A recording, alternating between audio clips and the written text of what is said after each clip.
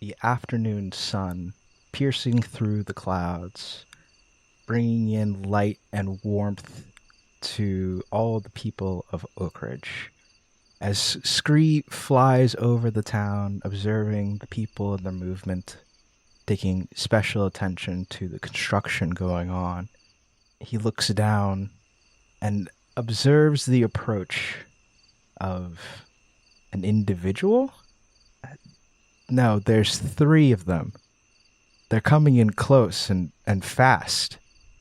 The sounds of, well, it's not hoof prints, hoof beats.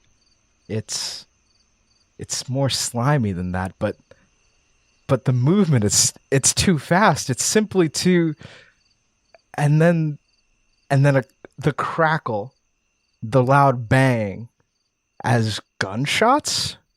Who are these three that approach Oak Ridge in this desperate time? And and and why are they singing that terrible song?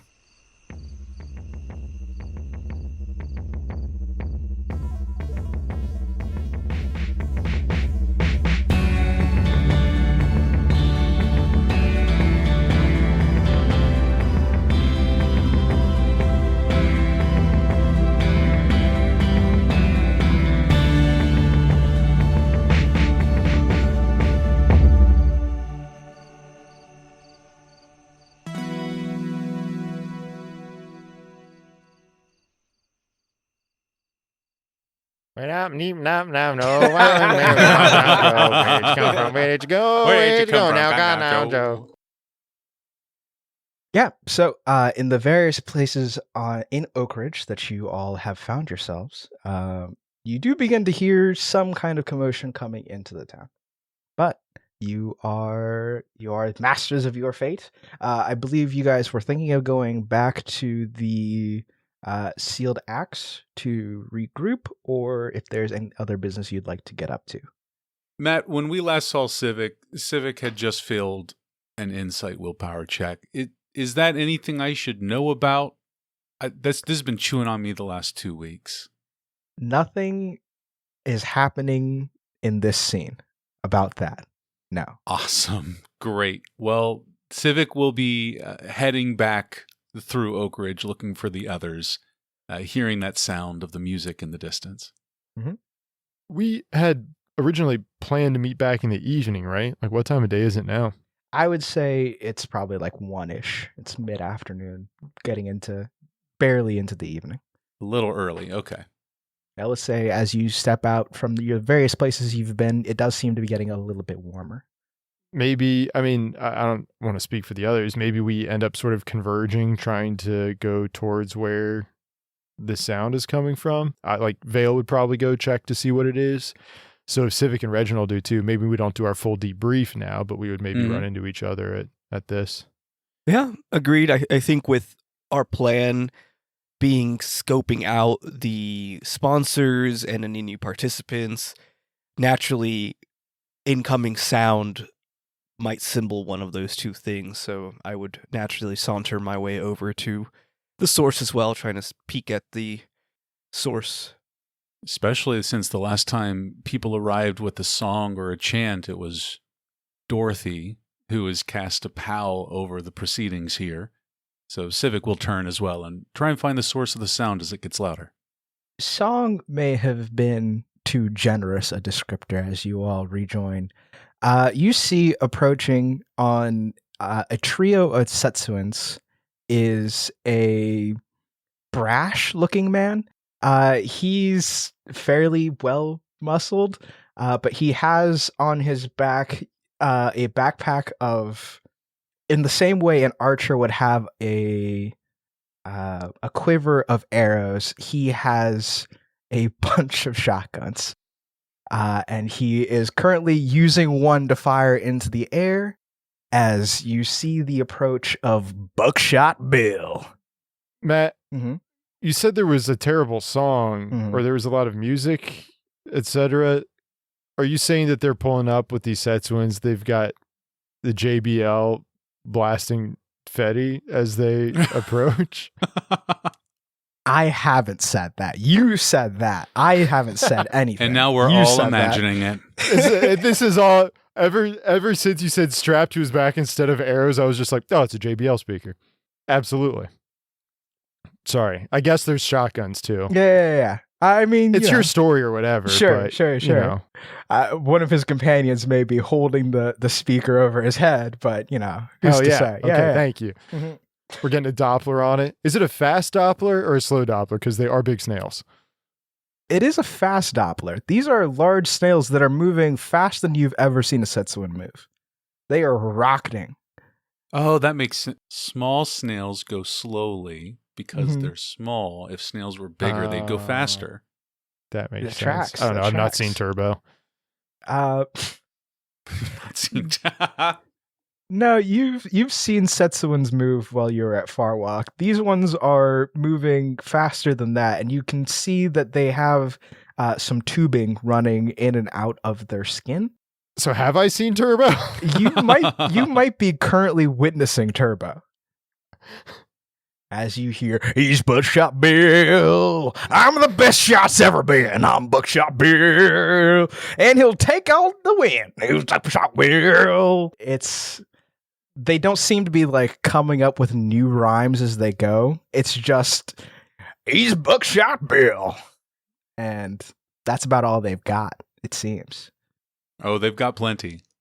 I kind of just watch as they move past. I don't think I'm going to say anything yet unless they like slow down or dismount the snails.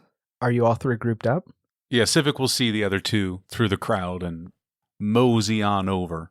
I was going to say if Civic and Reginald are staying together, Vale will kind of walk up sort of next to / between the two of them, cross his arms, just be like, it doesn't count as a rhyme if you just end with the same word over and over again. Perfect. Do they know that's how that works? It's lazy writing. They ride up directly to you, and Buckshot, in fluid motion, like slides off the front of his Setsuan and stands it's before easy. It's you. slimy. Where do I register? As you've heard, I'm sure you've heard a Buckshot Bill. I kind of stand up. Hey, Bob, registration is over by that desk over there. There's a shot in the air. Thank you, my good friend. I'll see you around. And he saunters off to go register. Who the fuck was that? Buckshot I Bill, have didn't you hear? no clue. Do they know they need a patron to sign up? What do you mean I need a patron? Well, fine. You need a patron. There are few around. He comes sauntering back from the registration table. And you a patron? You look like No. a patron. You look patronly. He is patronizing. Wait, who is he saying you look like a patron to? Rolling an eye. He's looking directly at Vale. Fuck, of course he is. God damn. So, Buckshot Uh-huh. Bill. Yep, that's it. Okay. All right. together. Sorry, all one word. Yep. Buckshot Bill? Mhm. No space. Why'd you need one? Bit of clarity, if you will. Buckshot Bill. No personal space either. Yeah, please. You'll bit of spittle. No, I'm not a patron. You're a competitor, right? You from I'm Setsuans. the competitor. Right, the competitor. My apologies. Oh, Buckshot Bill. From whence do you hail? Bill of the Buckshots. He'll reach behind him, like scavenging for a second, and then pull out another shotgun and like point it at the ground, and another shot goes off, and spelled out in the bullet casings No on way. the ground is mine. I'm from the beautiful town of Mine. And he'll put the shotgun back into his quiver. All right, stamping with a shotgun bullet spread is actually pretty sick. That's pretty fantastic. Vale is going to stare for a second down at the ground. What if you get that one confused with the other ones? I never get The spread hate- is such. I never get them confused. What's that one do? This is my signing shotgun. Jesus fucking Christ. Do you just sign on the ground, or do you do books? You got a book you need signed? Not at the moment, but I can look get over one, at I'm Vale. sure. You're here representing mine. You intend to compete in the challenge then, I assume? What about your retinue? Or are they just here to flex some muscle? I couldn't get rid of these guys if I wanted to. That there's Willie. Hi. And that there's Bob. Hi. Sorry, so there's 2 Williams in your party then? How did he feel about being relegated to Buckshot Will? He's not, I'm Buckshot Bill. One word. Is that Buckshot Right. Willie? No. He's just Will. It's just Will. Okay, William. I'm guessing not related. You And keep on of adding course- extra stuff. It's Will. So Right. Sir Will rides across the land on your Seshawin, and Yeah, that's Bob? about it. What do you do in mine? What do What's I led do? you to be chosen as the protector of your little home? He looks at you, raises an eyebrow. Then he'll reach into his quiver and pull out another shotgun. Before you ask, this is my storytelling shotgun. Bang, once upon a time. Bang, in a small town called mine. Bang. hey, that rhymed. I wish I wish you were joking. That is what happens. Yeah. Once upon a time, bang! In the beautiful town of mine, bang! Which is mine home, bang! Hold on, I gotta reload. It's got 3. It's got 3 shots. It's for telling stories, not fighting. 1 second. Is it can I try and see, is he using special bullets? Like, does he have bullets with the words on it, and that's how he's ordering them? Not for the story one, no. Okay. Not for the story one. Great. Are they Correct. blanks? The story one is blanks, yes. Okay. That's at least somewhat more responsible. All right, where was I? Beautiful town of man, bang! He just put it over top the other one. You just wasted time. You can't go back. You can't rehash the story if you have to reload in between the lines. This is out of Like, control. two steps forward, 1 step back. Like, it's gonna take a while. You'll get there eventually. I'm assuming, but I I hope you was brought enough born. bullets. A man with a mission, bang! To be the best hunter, fighter, and storyteller, lover, musician, artist, poet. It's a shame I don't know if there's anything I can't do. Bang! Hold on 1 second. Tell a story without shooting a shotgun, ostensibly. Correct! I don't bang understand bang your accent bang. You're shooting too low caliber. Right. Let's see. I'm the best. sorry. And I got... I need to. Vale's knows he's not getting anywhere speaking to this guy. Can I study him? Sure. Give me an Awesome. insight check. Yeah. I need to let you know what I want to know about them. I mean... Is this guy for fucking real? Roll away. Vale feels like he's being poisoned right now. 9 and a 2 is an 11 plus 5, which is a 16 for encyclopedic information for an out of combat study roll. Also, I'm going to bank my flash of insight for later. Vale, you feel... I'm not going to tell you how you feel, but from what you've described so far, it sounds like you feel a growing annoyance. And as... Vale's not had a great morning. Sure. And this guy can't say more than 5 words. Also, his meter's all off. Some lines are like 5 words, others are like 25. And then he's shooting a shotgun after them. Vale's just like sick of this dude. In that growing disdain, you find yourself faced with an unfortunate truth. Yep, this is the guy from mine. He's absolutely whether it's because of his own self-confidence or they couldn't get anybody better in time, this is the person that was sent. Not that he went, like, this isn't he showed up on his own accord. This is the guy that was sent. So, you know what? Matt's been doing a really nice thing for us here. We've got Buckshot Bill. We've got Scree. What Matt's doing is when we invariably get the rules changed to whoever loses gets killed, we're like, well, I mean, I who's think losing? Scree and Buckshot Bill need to meet each other. I am really nervous about the wild card that is Chuckleberry Forest Creek, who we still don't have a read on at all. I'm ready for Chuckleberry Forest Creek. With the cast of characters we're meeting, I'm ready for Chuckleberry Forest Creek to be like, hi, I'm an accountant. This is my God-given name. Everyone in my town is called this, but I am certified. he's got his degree. Vale will kind of shake off his looking down his nose at Buckshot Bill.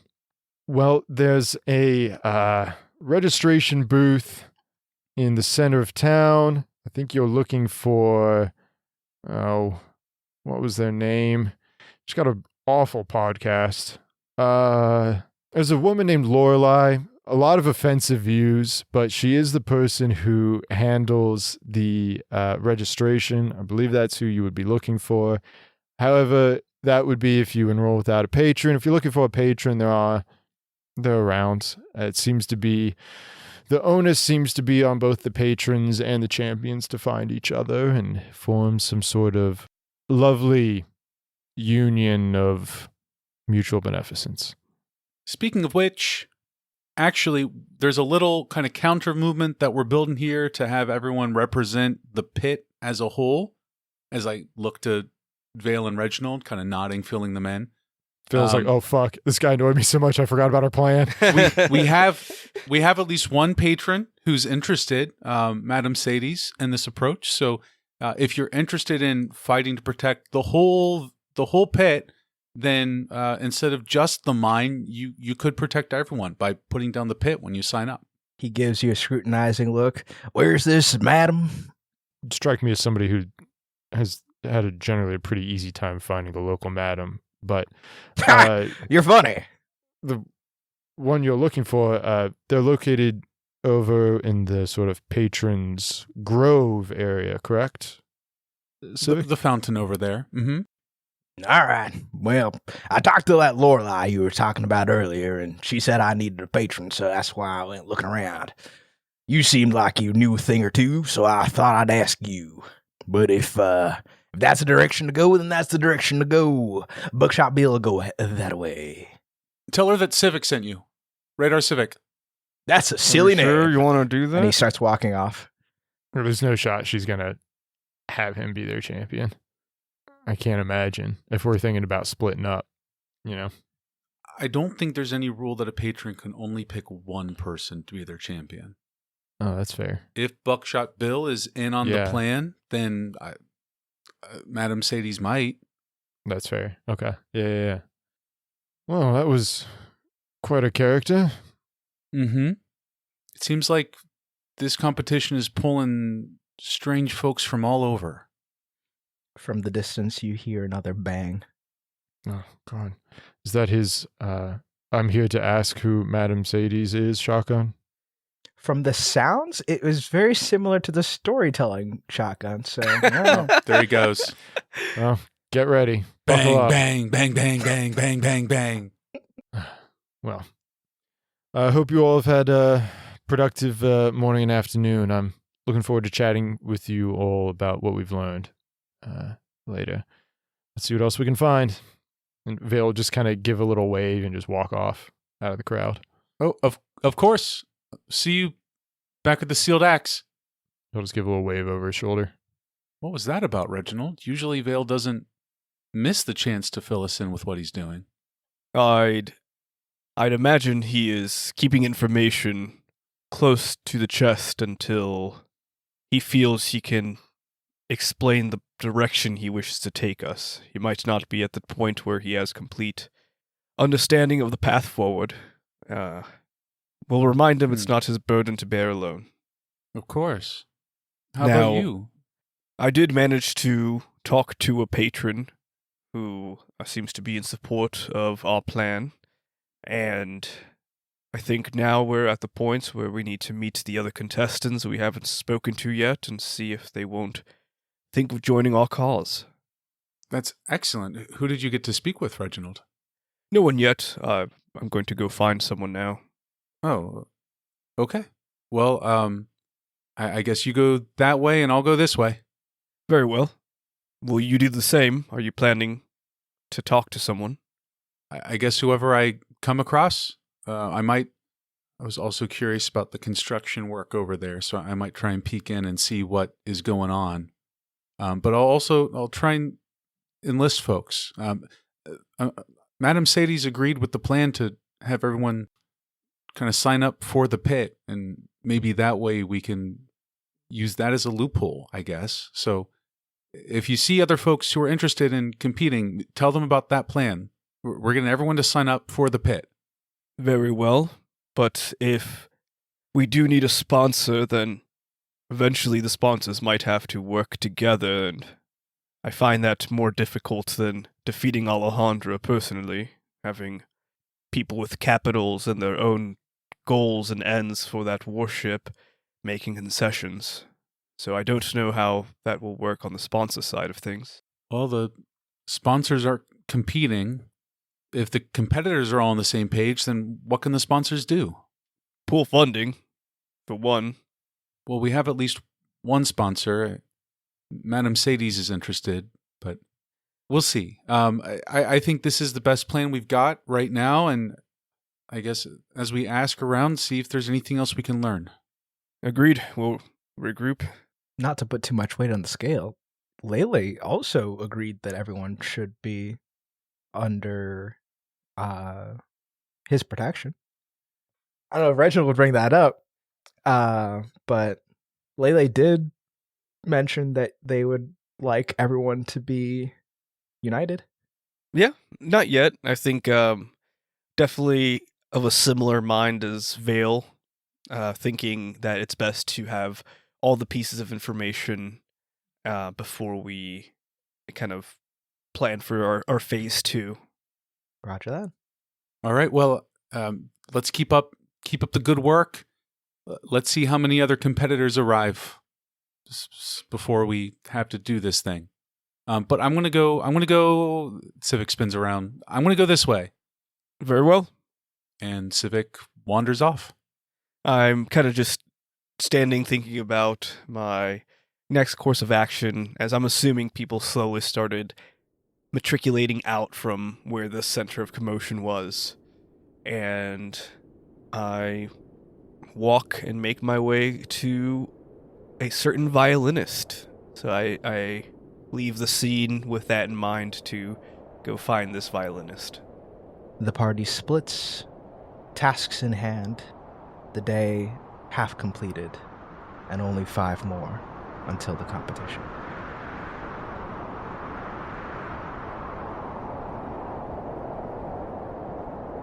Hey listener, it's me, your boy Matt. I just want to pop in real quick and say, thanks for doing this. Thanks Matt, for... why are you in my house? This is... Sorry. Oh, I'm sorry. You were in the extra dimensional podcast space. My bad. Yeah, You're no, it's fine. It's fine. I just thought I'd, it's better that the acoustics in your basement are just kind of like better. So I thought I'd just pop on over.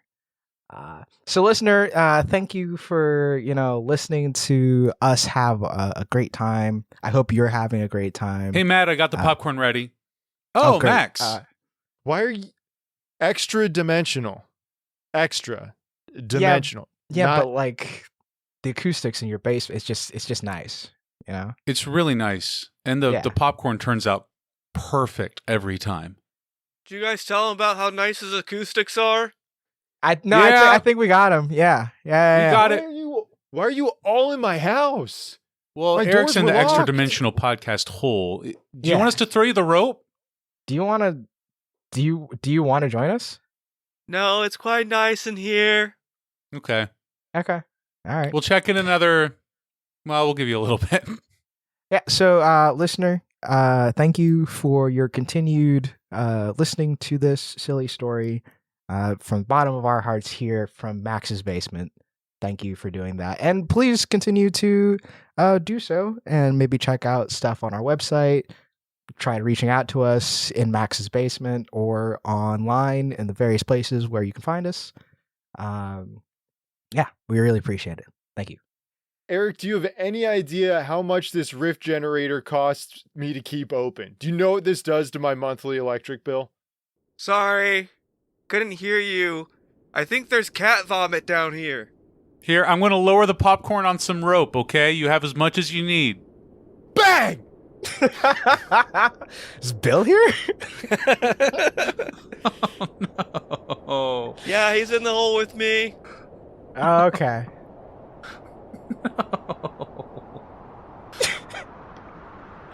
Back to our delightful story.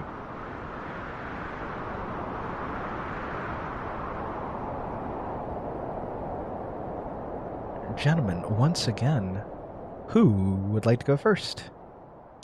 Victor has implemented the nose goes technique. I can go. I feel like mine's going to be pretty quick. You go back into the square where you found the violinist multiple times, and you discover that she is not present. Is she past? No, she's future. Past those buildings over there? No. This man. If there's anyone standing around, I'll grab their attention and inquire if they've seen the violinist that has been busking around these parts, and if they have any indication to their direction. Oh, the pasty girl? Yeah, I think I saw her. She was hanging out on top of I think like one of the roofs of one of those houses over there that they got constructed for competitors. Oh. Okay, well, thank you for that information. I should go check up on her immediately. Oh, should I have checked out? She was on a roof. Should I have checked in on her? No, don't concern yourself with that. It's just some competitor stuff. Oh, okay. They shuffle off. And I kind of move towards that direction and scan the rooftops as I'm walking past, admiring the architectural nuance of this city that has a mixture of modern and older building styles interwoven in the urban center. Certainly. And then you make it to a log cabin. Very rustic vibes. But you do find the violinist sitting, feet dangling over the edge of one of these competitor houses, homes, hovels, one of those. I'll without making too much of a kind of big acknowledgement, am I able to enter this household, or is it kind of one of those like barred for members only? Do I kind of get a good understanding of how the housing situation really works? Looks like a door. It's got like a handle. There might be a key. There does seem to be a keyhole for a key. Couldn't find like a better word for it. There's a hole for a key to go in the door, but it's a door. Yeah. Is there any easy way for me to get on the roof? I guess is what I'm meaning to ask. If I can't go from like an open window inside the unit, is there an easy way to get on the roof? It is a one-story housing, so you could certainly just climb up the side. Yeah, I'll go ahead and do that. Log cabins, some of the most notably climbable of cabins. Yeah, you get to the roof where the violinist seems to... The corners are stacked. It's basically That's true. made of a ladder. I wasn't just being an asshole. Like, I'm not trying to just be a dick. It was very quiet after I said that. Like, they've got the corners are stacked and they stick out. They're easy to climb. I guess that makes sense. Being literal. Yeah. Damn. Bro's talking about entering a household, and now I'm the problem. I'll kind of go sit next to the violinist. Sure. They currently don't have the violin before them, but they are just looking out over the town, taking it all in. Across the town, Vale pulls it from under his cloak. She's foiled again. I kind of just admire the scene without really speaking much. I do kind of make my presence known and I wave. And after some moments pass of us kind of looking over the town, so any luck with the sponsor yet? Reginald, you're Esper, correct? Yes. You can communicate mentally with other individuals? I can? Yeah, assuming that they are friendly or allied. Or willing. You feel a thought enter your brain. Poor choice of words on my part. You feel... If she telepathizes, she's a thought! Literally. You guys. I have no intention to get a sponsor. Are you dropping out then? No. Do we need one? Does it say anywhere the rules we need a sponsor? There doesn't seem to be fixed rules. It seems pretty incohesive. Oh. I have no intention to ally myself with any of those who would come, any of those vultures who would come to eat the carrion of the pit. A problem close to her heart. You're not wrong. It seems we have decided to go with the necessary evil, but I do understand where you are coming from. Do you? Are you certain? I've seen the way you and your allies have moved around this town. Are you certain you know where I'm coming from? In terms of not wanting those from outside the pit to continue draining its resources for their own good, I was also born and raised in the pit, and I know that the solidarity that comes from those born and raised here is unlike that of other allegiances. Reginald, you feel her attempting to do something, and I'm going to ask you if you are going to resist it or not. Do I know what the thing is? She is attempting to delve deeper into your memories. Will you That's allow fine. her? Yeah. You'll allow her? Okay. There's a pause, and then the voice comes back more sympathetic. I'm very sorry for your loss. I just nod slowly, like not making eye contact, just looking over the scenery.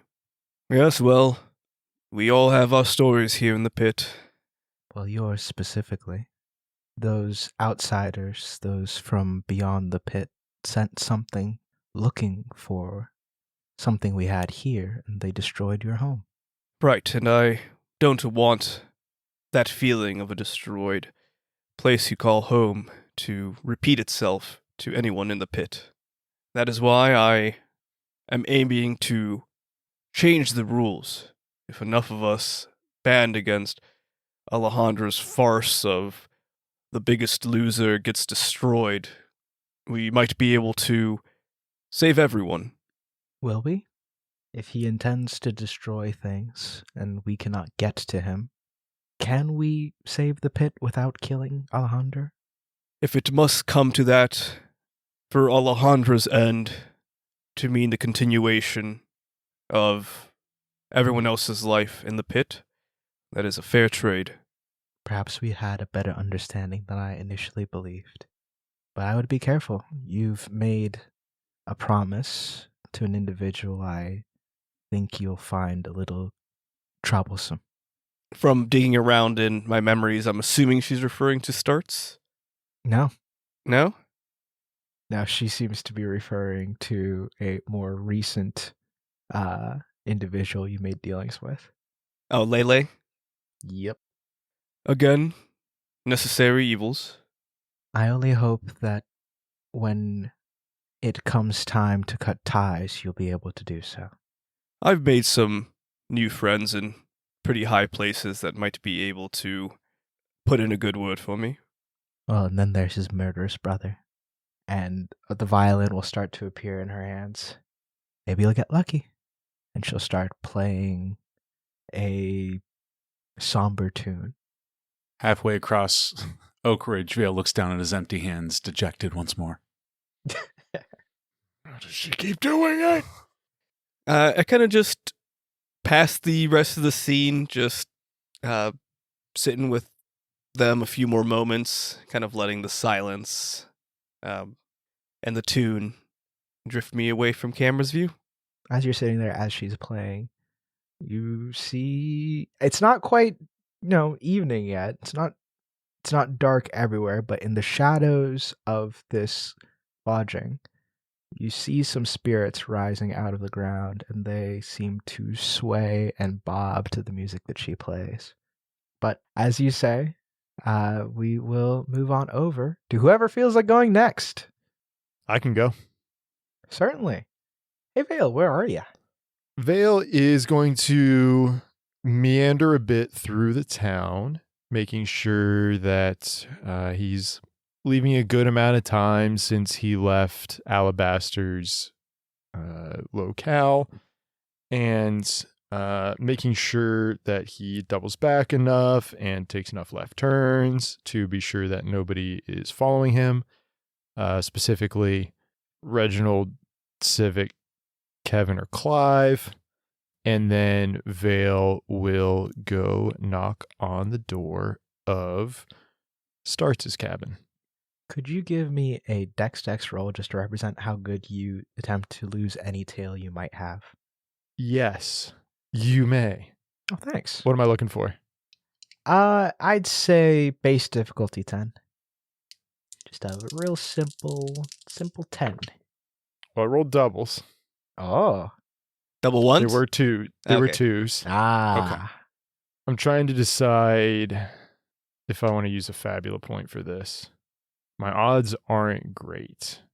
I say you let it ride. 2d8. I think I'm going to let it ride. I'm going to let it ride and trust my perception to pick up my comrades at least, because that's who I'm looking for the most. So, Do you want to make an insight check to see if anybody's following you? I don't need to try and undermine the sanctity of the stealth roll. I'm just saying that's where Vale's focus is more than anything else, is making sure that his comrades aren't following him. Certainly. Yeah, you knock on the door, and by the time you go to knock, like the second knock on the door, it is already opening, as you see one of those scorpion people open the door for you and allow you inside. Hello, Starts. Mind if I pop in for a word? By all means. Vale will just walk over to the table and have a seat, uninvited. He's going to continue working on whatever he's doing on his screen. Well, firstly, Starts, I would like to say thank you for your effort in creating a shift in the plan or a change in atmosphere for the rules of the game. I appreciate that. Thank you for holding up your end of the bargain. He will, after finishing something, will turn to you and say, if you're referring to Alabaster, I had little to do with that. It seems that you have done most of the work. Alabaster would never have agreed to those rules, regardless of anything I would have done. Oh, well, perhaps I was mistaken then. I am curious, though, about how quick you were to pawn us off. I thought your interest was in being our patron. His eyes will narrow, and I believed that your interest was to be patronized by me. But it seems that you all have plans outside of that. Our plan was to gather information. What better way to gather information than to make those who have what we need to know think that they were aligned with us? It's a game I'm sure you've played many times before, Starts. I watched you play with Alabaster right in front of me. You notice something about what you said touches on something that starts. You read the faintest irritation on Starts' face, and then he will look back at his work. So, did I misunderstand? Do you still wish to be our patrons? Or do you think it would be best for our efforts to take down Alejandro for us to divide under these new rules, spread out our chances of winning, and conquer them from a different angle? My plans for Alejandro have changed slightly. This competition provides a opportunity that benefits longer term goals. And while I appreciate your devotion to what you'd like to accomplish, I think that both of our ends would be best served with me exiting and you serving as distraction. And what are your other goals with Alejandro now? It's, of course, his defeat and the removal of him from the helm of a superweapon. Correct? Because that was our agreement. Yes, that is still my end goal. Then what's changed? Starts. I'm no fool. You know this. You don't need to play coy with me. Very well. He'll turn to you, face you once again. Do you know the name of this planet? Thrice. Wrong. Try again. I'm trying to remember if any of that flashback we saw down in that construction facility. I don't believe I said it during that. Okay. Okay. I would say in this moment, if you would like to give me, I would argue for insight willpower, but That's fine. I would listen to any case you'd make. Insight willpower, yeah. Mm-hmm. The world they're now calling Thrice, Thomas had started calling it Thrice around Correct. that time, but we do not know the original name. Mm-hmm. Give me an insight willpower. You're looking for a 13. I rolled an 8 and a 1. The 1's on my D12. Trying to decide how important this is to impress him. I think I'm going to let that ride. I don't know the name, but I know I don't know the name. And I'll play off of that. Well, I'm sorry I've not been around long enough to start the naming convention of said planet, as you have, so forgive me if the information that's come my way has been a bit filtered from an untrustworthy source. A necessary deception, much like your own. My own? Yes, the various lies that you do here to there. What? This world was something once. The potential was wasted by our inexperience. And in my time abroad, I have gained naught but experience. But what I underestimated in the years since our return was the willingness of certain individuals to understand what this place could be again, what these people could be again. I underestimated them, and that is a failure on my part.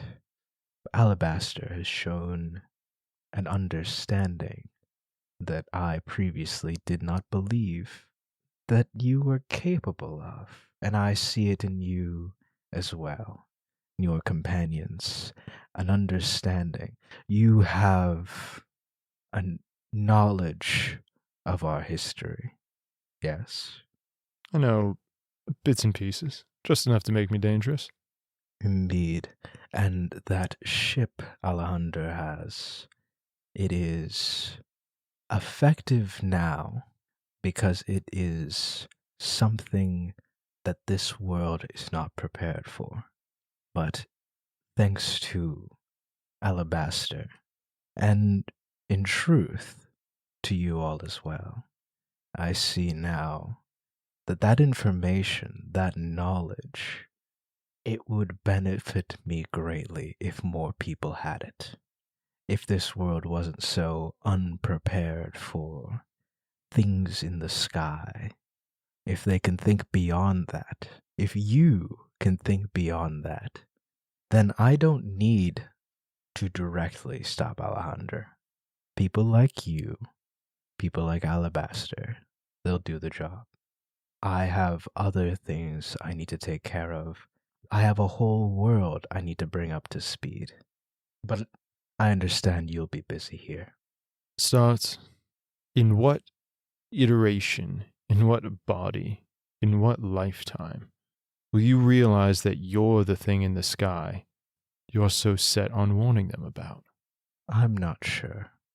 Let's try another 300. So you're certain then that this little short-lived armistice is truly just a delay of the inevitable then? There are individuals already looking in that direction, skybound.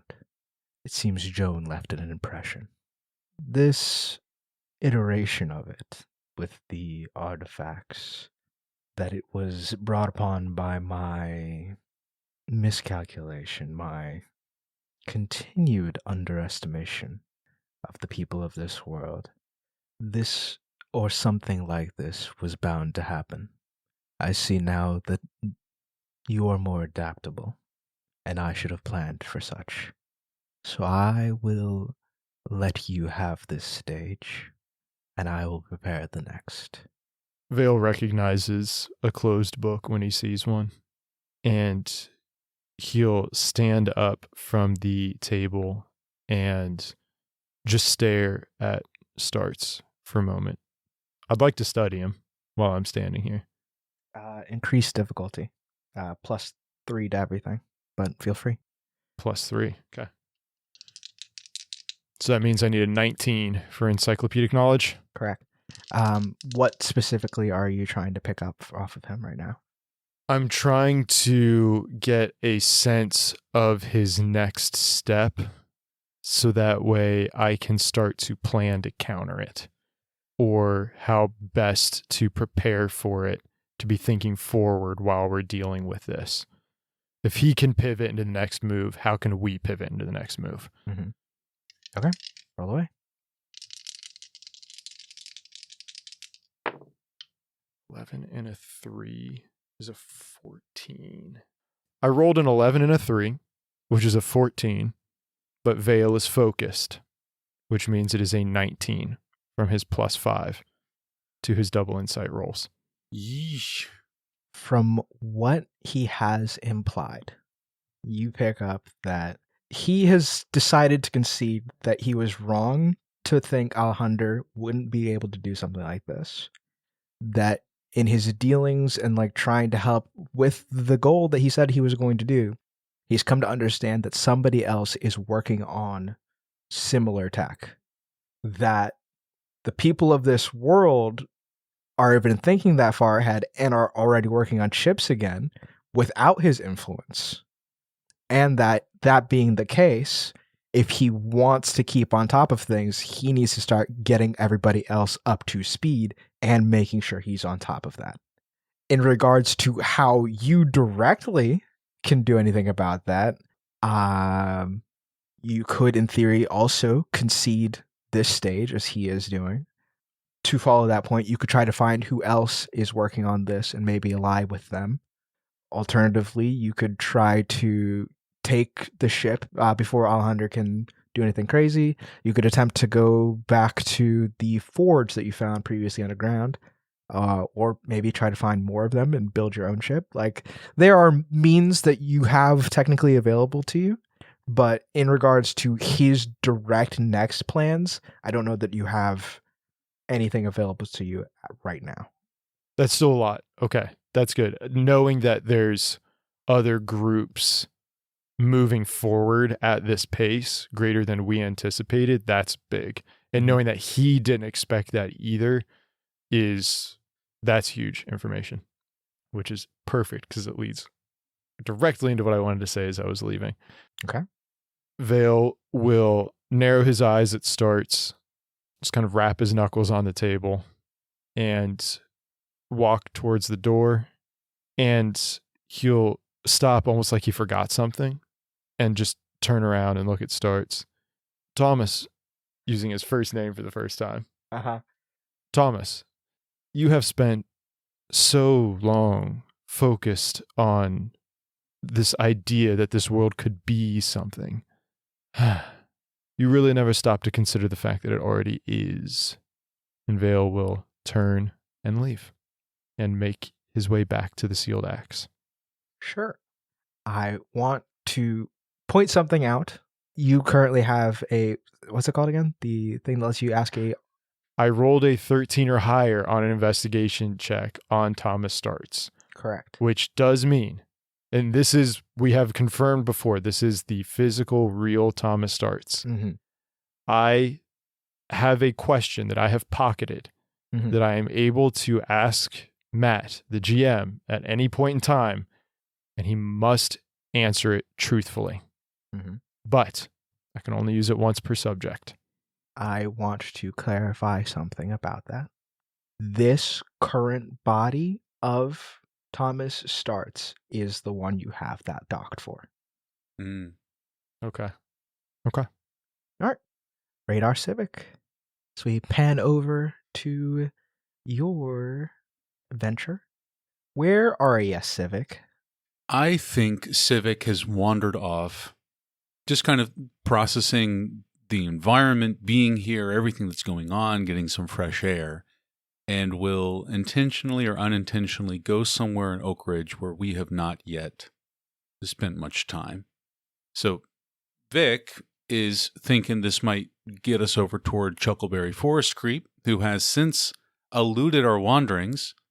But honestly, Matt, it's kind of dealer's choice. Civic does not have a specific destination or plan in mind and is just kind of wandering through the town. I'm curious what they find without a target.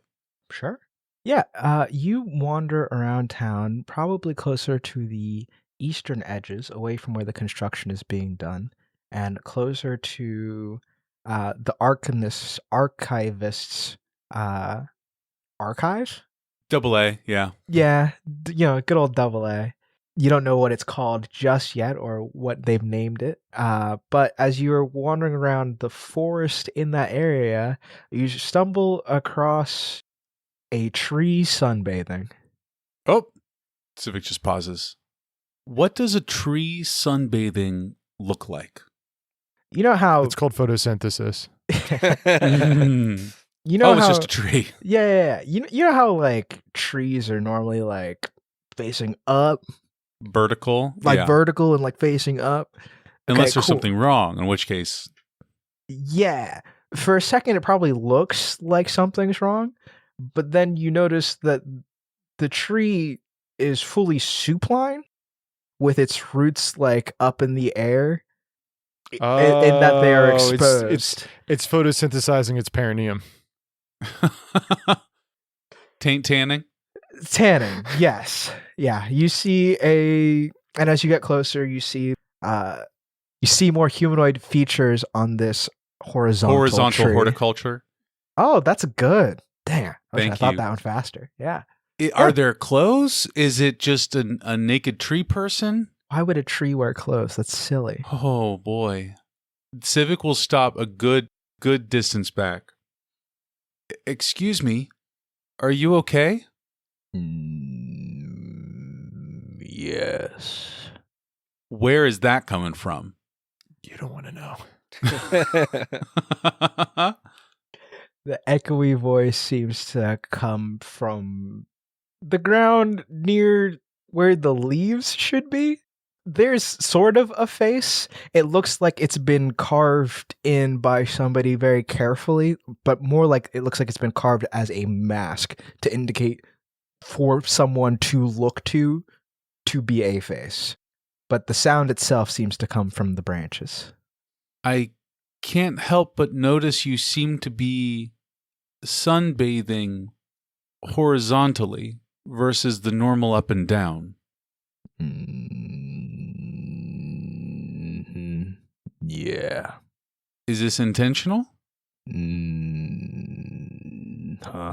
Yeah. Okay.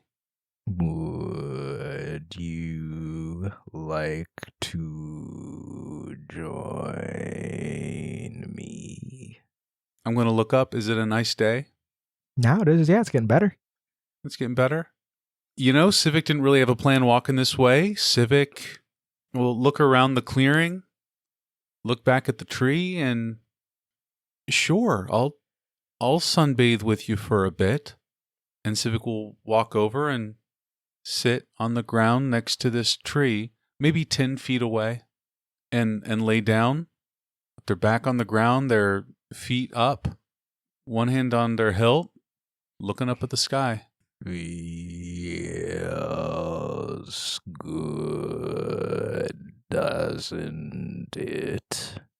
Civic will let themselves actually experience this moment. They'll slow their breathing, put their offhand on their stomach and feel their belly rise and fall. Put their offhand on their stomach and feel their belly rise and fall, and just look up at the clouds and the sky overhead. It does feel nice. You experience, and probably in this moment understand the name now. You feel like, not as if an earthquake is happening, but not unlike that, as the entire earth near you seems to laugh alongside you. Like there is a rustling and shaking of the very earth. The leaves and the grass near you kind of like move harmoniously nearby. Good. Civic will tilt their head to the side and look at the tree. I'm going to ask you a question. What do you like to be called? I have grown attached to Chuckleberry Forest Creep. And why that name? Did someone call you that? Is that a name you chose? It was an adequate descriptor. And Chuckleberry Forest Creep, you're planning to compete in 5 days with the rest of us. Mm-hmm. Yep. Why? I have spent years preparing a glade. The perfect spot. If it is blown up, I'll have to spend years putting another one together. That would be a shame. And your glade is in the pit. Dreary specifically. In dreary. No, hold on. Like, do people live in this glade? Like, are you telling me we could just destroy trees instead of human lives here? Or are they sentient trees? Is there like a moral? It's like a moral gray area. Like, party hat. Do you this is all hear party that, hat. This is all Chuckleberry? party hat questions. This I is mean, all if we're talking above table, may I point out to you that one of the key pillars of Fabula Ultima is that everything has a soul? yeah, Yeah, but yeah. okay. And I'll join you above table, Eric. This is a nice table. It's got plush seats. Mm-hmm. Yeah. Everything having a soul doesn't mean it's sapient, sentient. Oh, Yeah. so we should Hawkins. just destroy trees. Okay, I hear you guys. I hear you. Yeah. What kind of oak is this table made out of? Is this mahogany? Huh? I know, but Matt, you're kind of proving my point here. Oh no, You're proving my point here. Mahogany. Someone's mother hogany.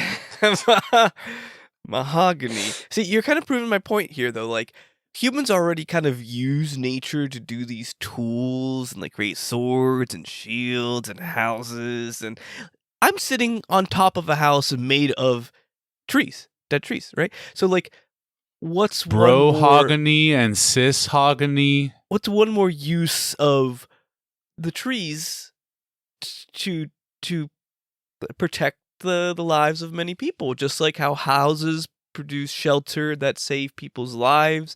You know, there's no moral questions in that. You're so right, Eric. We should cut down all the trees. They're useless to us. Listen, it's not all the trees in the glade. It's just the glade. So what? So what? They want us to marry trees? That's the rule. That's the goal now. You They want think the- they you want the own trees- they whatever want the land trees you to land vote? on. They want the trees to vote. The earth is just a dead thing you can claim. But Chuckleberry Forest Creep knows every rock and tree and creature. Has a life, has a Pocahontas spirit, was a liberal has psyop. a name. That's the rule. That's the goal now. Actually, I can't answer above table. If you'd like to know more about Chuckleberry and Drury, you'll probably have to ask him himself.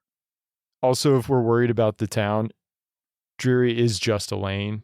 So, True. But back into the scene. It would be a shame if you had to build your glade up again. So I understand why you're here. I guess the next question is, how do you win? What's your plan? You share your plan and I'll share mine. I will beat the other contestants, and then I will topple Alexander. Of course, I don't know why I asked. Obviously, you'll do those things, but maybe there's another way. Maybe there is strength in numbers. I am in touch with, well, I am another competitor, Chuckleberry Forest Creep, and I am in talks with others about representing the pit itself in the competition. Not just your glade, everyone's glades. And working together to beat Alejandro, to topple him. The bark does not crunch, which is probably the part that is most upsetting, maybe, visually, as a tree gets up in like a 45-degree angle and turns to face you, in so much as the mask that is carved atop its face turns to look in your direction. You have a plan. I do. I would hear it. On the evening of the 5th day, having accomplished a lot insofar as swaying opinions, the three of you meet back up in the Sealed Axe. In which room are we meeting? Or are you simply meeting downstairs in like the living area? Do they have a sunroof, perhaps, if Chuckleberry Forest Creep is joining? Otherwise, we can say Civic has explained it and we're meeting the three of us. Assuming that explanation happened off screen, Okay. where would you guys like to meet? I think Clive's room makes sense. I'm down with Clive's room. Welcome. Sorry, I could get the board games put away. Just so you know, original cheats. But anyway, I've found out a few things, nothing major. It seems that the system that they use to control the mechanized animals over in the construction area are all fed into like one communal routing configuration. So if we just get a hold of the router, I could reprogram it entirely to our goals if we really have anything that we want to do there. It seems that the people there have like little key cards they can use to like voice control what they want to do with it. So if you can get your hands on one of those, you can at least control one of them. But taking over the whole system would be a bit of an undertaking. That's good, though. That gives us some avenues of potentially bending those to our needs. That's good. Excellent work, Clive. Yup. What all did you guys get done? Well, folks, I have met Chuckleberry Forest Creep. Fascinating. They're real? They are real. They are a tree.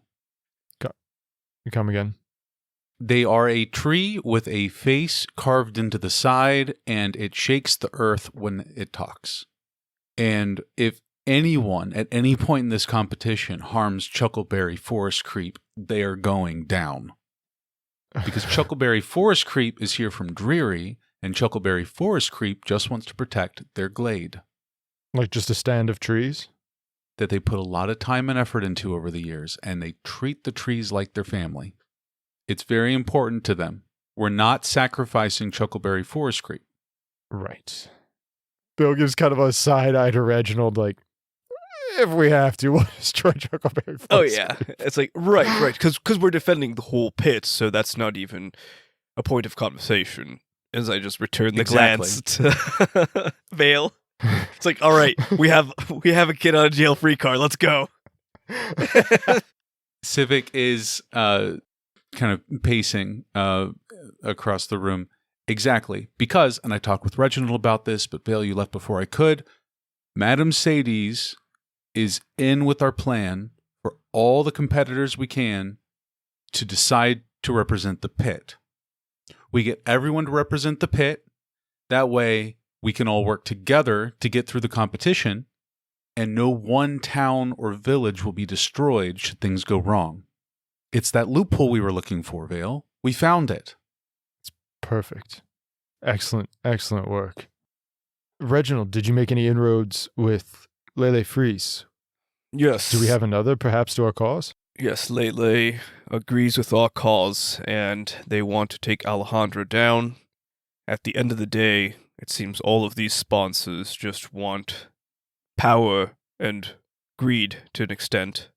But the fact that they're willing to work together, at least will help us through this trying time. Partly, we have Starts to thank for that. I spoke with Alabaster, a dwarven patron, who, when I arrived, just so happened to be speaking with one Thomas Starts. Seemed that they had come to a sort of meeting of the minds, and Starts was singing our praises and pitching us to other patrons. He intends to pull out of the competition. He has apparently other things to work on, other goals he's moving towards, while we handle this particular problem, which puts us a step behind him again, as he feels that this is well in hand. But I learned some information. The people of this world, maybe not the pit, but the people of this world are moving faster than Starts anticipated, which means we also need to be moving faster. Starts is going to try and meet them in kind. They are developing their own ships, their own super weapons. It's not just him.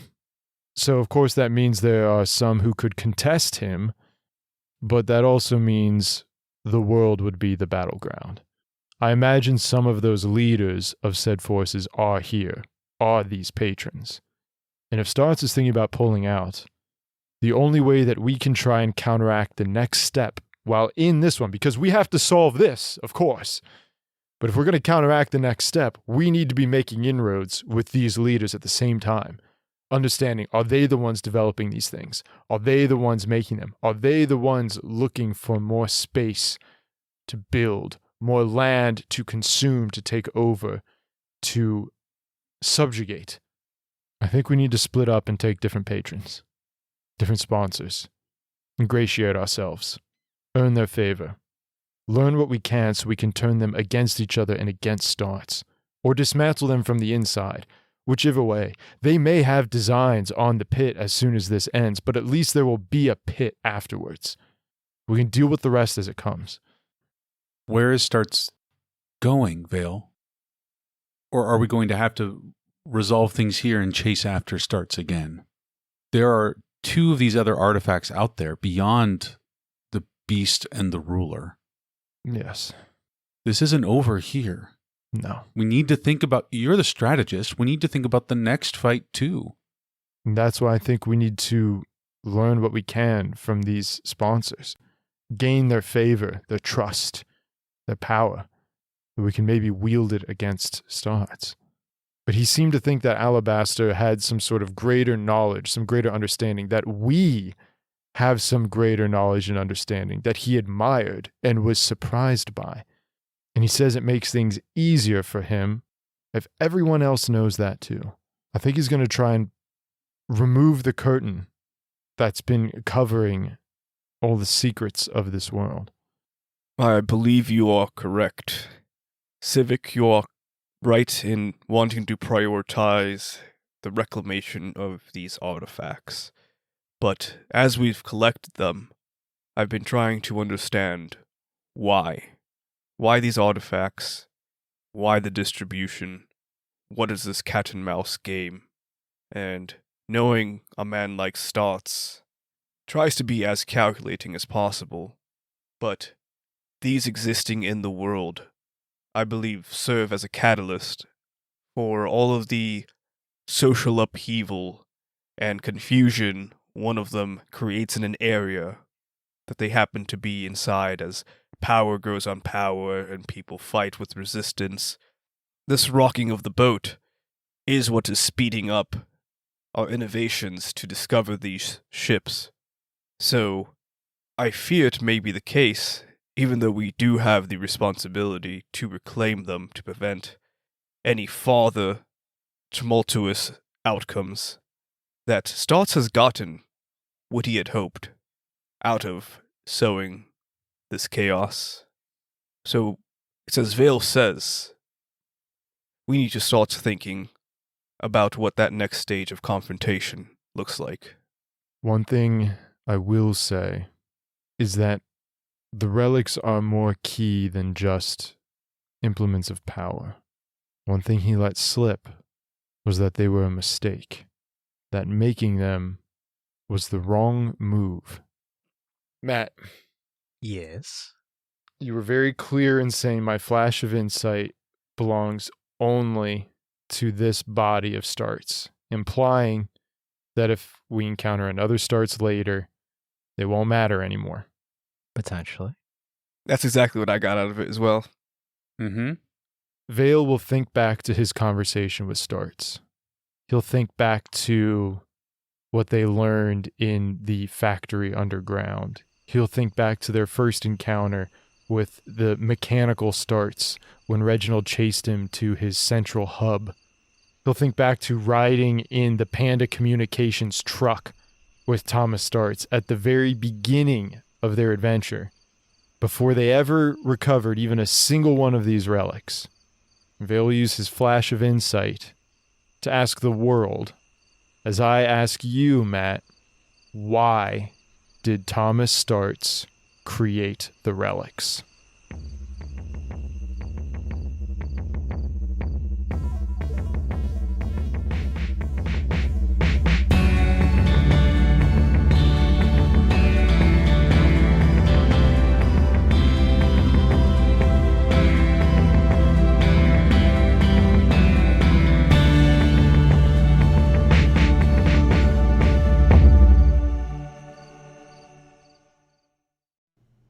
It's all about rolling dice, baby!